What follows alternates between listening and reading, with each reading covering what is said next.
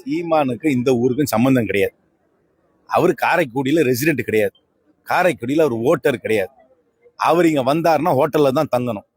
அவங்க எப்பவுமே அவங்க கட்சிக்கு ஒரு பழக்கம் உண்டு. ஒவ்வொரு தேர்தலிலும் ஒரு தொகுதியிலும் புது புது வேட்பாளர்களை நிறுத்துவது அவர்களுக்கு பழக்கம். கடந்த பாராளுமன்ற தேர்தலில் ஒரு வேட்பாளரை நிறுத்துறாங்க. எழிலரசி நினைக்கிறவங்க, அந்த அம்மையார் பேர். அவங்க தஞ்சாவூர்ல இருந்து வந்தாங்க, தேர்தலில் நின்னாங்க. தேர்தலில் தோத்து போனாங்க. அந்த அம்மாவை நான் ஒரே ஒரு முறை தான் பார்த்தேன், கவுண்டிங் அன்னைக்கு பார்த்தேன். அதுக்கப்புறம் நான் பார்க்கவே இல்லை. அந்த அம்மா திருப்பி வந்து ஊர்ல வந்து சர்வீஸ் பண்ணாங்களா? திரு சீமான் அவர்களுக்கு ஒரு சின்ன அவர்கள் கொஞ்சம் காலத்துக்கு பின்னாடி நோக்கி சொல்றேன். அவருடைய மாமனாரை எனக்கு நல்லா தெரியும். முன்னாள் அமைச்சர் திரு காளிமுத்து சபாநாயகராக இருந்தார், இறந்து போயிட்டார். அவர் 98 இந்த தொகுதியில நின்னார், அண்ணா திராவிட முன்னேற்ற வேட்பாளரா நிற்கும் பொழுது என்ன சொன்னார்னா, நான் ஜெயிச்சாலும் தோத்தாலும் சிவகங்கைக்கு வருவேனார்.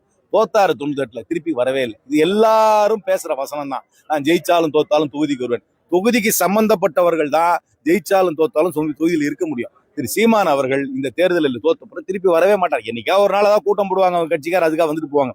எந்த லிங்கும் கிடையாது. அந்த எழிலரசி திருப்பி வந்தாங்களா? சிவகங்கைக்கு வந்தாங்களா? வரல.